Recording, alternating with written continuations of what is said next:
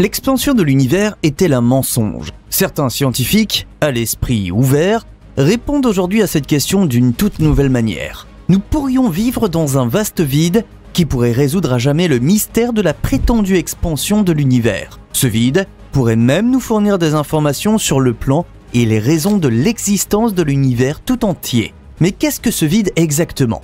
Et comment les scientifiques en sont-ils venus à l'idée que l'univers est en expansion? La vitesse d'expansion de l'univers est l'un des plus grands mystères de la cosmologie. Dans les milieux scientifiques, ce taux d'expansion est exprimé par la constante de Hubble h0. Nous connaissons Hubble grâce au célèbre télescope spatial. Mais ce que beaucoup de gens ignorent, c'est qu'Edwin Hubble, qui lui a donné son nom, est l'un des astronomes qui ont eu l'idée de l'expansion de l'univers grâce à certaines observations. En 1929, Hubble a observé le mouvement des galaxies et, aujourd'hui, la constante de Hubble est une mesure de la vitesse d'expansion de l'univers, exprimée en kilomètres par seconde par mégaparsec. Et un mégaparsec correspond à environ 3,26 millions d'années-lumière. L'estimation initiale de Hubble pour h0 était d'environ 500 km par seconde par mégaparsec. Mais ce chiffre a depuis été révisé à plusieurs reprises. Les estimations modernes se situent entre 67 et 74 km par seconde par mégaparsec. Ces nouvelles estimations sont basées sur diverses méthodes, notamment l'observation des supernovae de type 1A, des variables céphéides et du fond diffus cosmologique. Le fond diffus cosmologique est en fait une source clé pour déterminer la constante de Hubble. On pense que ce rayonnement est la faible lueur laissée par le Big Bang. Grâce au satellite Planck de l'Agence spatiale européenne, nous disposons d'une carte très précise du fond diffus cosmologique sur laquelle on peut lire une constante de Hubble d'environ 67,4 km par seconde par mégaparsec. Le rayonnement montre également des preuves très claires de la dérive de l'univers. Le fond diffus cosmologique est donc cité comme l'un des principaux piliers de la théorie de l'univers en expansion. Les observations de supernovae de type 1A, notamment avec le télescope spatial Hubble, ont conduit à des estimations encore plus élevées, de l'ordre de 74 km par seconde par mégaparsec. Ces supernovae, également connues dans la communauté scientifique sous le nom de bougies standards, ont une luminosité absolue connue qui permet aux astronomes de mesurer leur distance et donc de calculer le taux d'expansion de l'univers. La différence significative entre ces deux mesures réside dans l'âge de la source.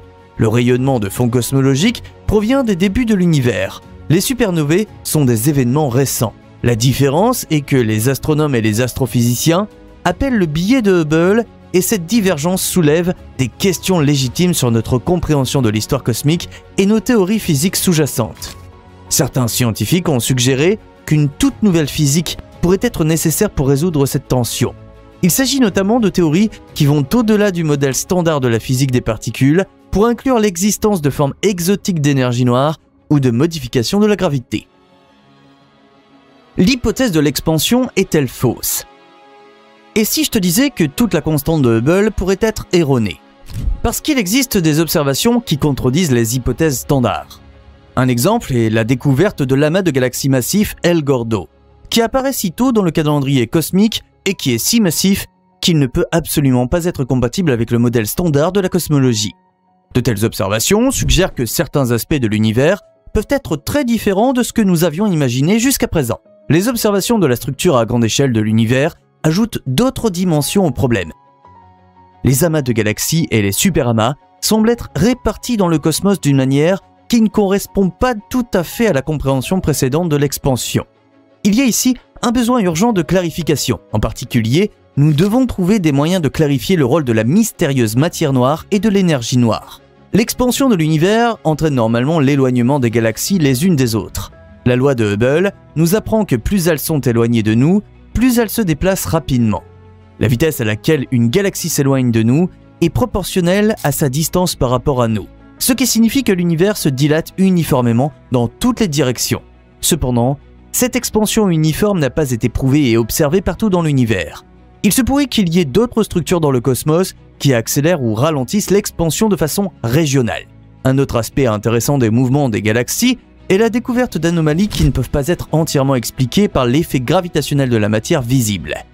Par exemple, les parties extérieures des galaxies spirales tournent plus vite que ce que la masse des étoiles et des nuages de gaz visibles avec des paramètres physiques conventionnels laisseraient supposer.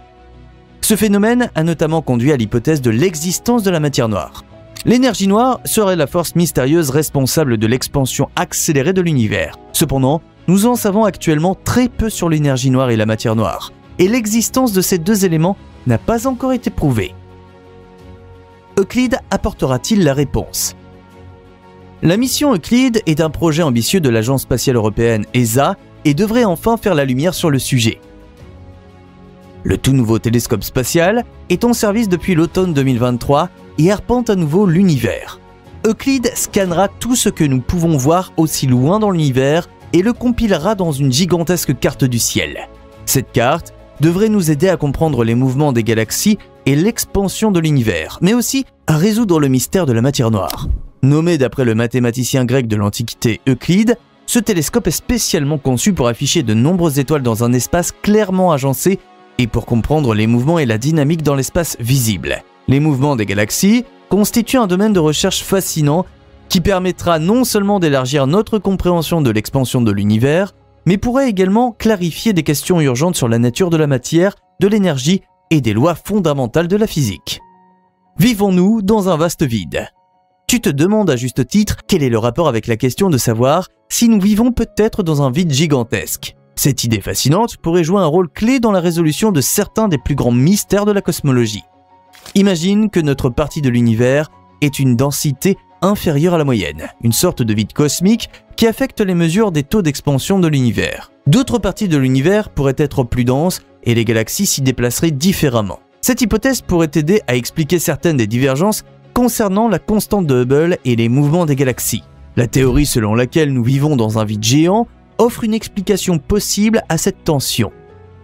Dans un tel scénario, la densité locale de la matière affecterait naturellement les mesures du taux d'expansion car les forces gravitationnelles agiraient différemment dans un tel vide que dans les régions plus denses de l'univers. Les scientifiques émettent en outre l'hypothèse qu'il pourrait y avoir des flux de matière s'écoulant du vide vers d'autres régions en raison de l'attraction gravitationnelle des régions environnantes plus denses, ce qui pourrait également contribuer à une accélération apparente du taux d'expansion local. Il est intéressant de noter que le comptage direct des galaxies dans différentes régions suggère que nous vivons effectivement dans un tel vide local. Ce vide ne serait pas complètement vide bien sûr, mais il aurait une densité inférieure d'environ 20% à la moyenne de l'univers et s'étendrait sur un rayon d'environ 1 milliard d'années-lumière.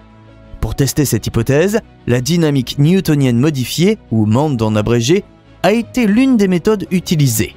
MAND est une théorie alternative à la matière noire et a été proposée à l'origine pour expliquer les anomalies dans les vitesses de rotation des galaxies. Dans un univers MAND, les structures telles que les amas de galaxies croissent plus rapidement et les taux d'expansion locaux varient également. De nouvelles observations des mouvements de galaxies, en particulier ce que l'on appelle le flux global, qui mesure la vitesse moyenne de la matière dans une sphère donnée, ont donné des résultats remarquables. Ces observations montrent que le flux global à l'échelle d'1 milliard d'années-lumière est 4 fois plus rapide que ce que prévoit le modèle standard et qu'il augmente avec la taille de la région considérée. Cela va à l'encontre des prédictions du modèle standard et renforce encore l'hypothèse d'un vide local, dans lequel se trouve par conséquent aussi notre Voie lactée. Comment le vide affecte-t-il la vie sur Terre? Tu te demandes si cela a un effet sur notre galaxie et sur la vie sur Terre. Tout d'abord, l'existence d'un tel vide autour de nous pourrait expliquer pourquoi notre galaxie et ses voisines se comportent comme elles le font. Dans un univers imprégné de tels vides, les forces gravitationnelles et la dynamique des mouvements des galaxies pourraient être différents de ce que les scientifiques ont compris jusqu'à présent. En somme, cette hypothèse signifierait que notre galaxie et toutes les galaxies voisines flottent dans une sorte de bulle cosmique différente des régions plus denses de l'univers. Ce vide pourrait également avoir des implications sur l'évolution et le destin de notre galaxie. Dans une région de plus faible densité, les collisions et les interactions avec d'autres galaxies pourraient être moins fréquentes, ce qui affecte bien sûr l'évolution à long terme de la Voie lactée.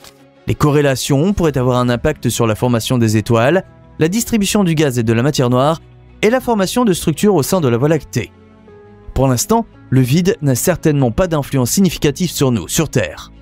Pour nos scientifiques, la découverte de cette possibilité est une grosse affaire et pourrait modifier les manuels scolaires. Mais toi et moi ne remarquons rien de tout cela dans la vie de tous les jours. Cependant, l'hypothèse de la vie dans le vide est intéressante à un autre titre. Si notre galaxie se trouve dans une région moins dense de l'univers, cela pourrait signifier que les conditions de la vie telles que nous la connaissons sont très différentes ici que dans d'autres parties de l'univers. Certains scientifiques pensent que nous vivons dans une partie de l'univers très peu peuplée, ce qui explique pourquoi nous n'avons pas pu trouver d'autres formes de vie. Peut-être que les conditions dans d'autres régions sont différentes, et qu'il existe plusieurs planètes dans un système solaire qui sont habitées, ou des systèmes stellaires entiers qui sont densément peuplés. De telles idées sont passionnantes et pourraient influencer notre recherche de la vie. L'hypothèse d'un vide local va certainement aussi changer notre idée de l'avenir de l'univers. Si le taux d'expansion de l'univers est influencé localement par un tel vide, cela pourrait signifier que l'avenir de l'univers est plus complexe que ce que nous supposions jusqu'à présent. Les scientifiques pensent que l'expansion doit inévitablement se terminer à un moment donné dans l'un des trois scénarios suivants. Soit l'univers se fige parce qu'il ne peut plus s'étendre davantage, soit il se fige, soit il se ressoude comme un élastique. Si nous avons des régions avec des taux d'expansion différents, ces scénarios ne tiennent plus et ces régions peuvent même s'équilibrer d'une manière que nous n'avons pas encore comprise. Enfin, nous devons bien sûr envisager la possibilité que le point de départ unique de l'univers, à partir duquel il a commencé à s'étendre, n'ait pas existé. Il existe des théories sérieuses qui affirment qu'il aurait pu y avoir plusieurs points de départ ou que l'univers se nourrit de différentes sources comme un tourbillon éternel. Abonne-toi maintenant pour ne plus jamais manquer une vidéo incroyable.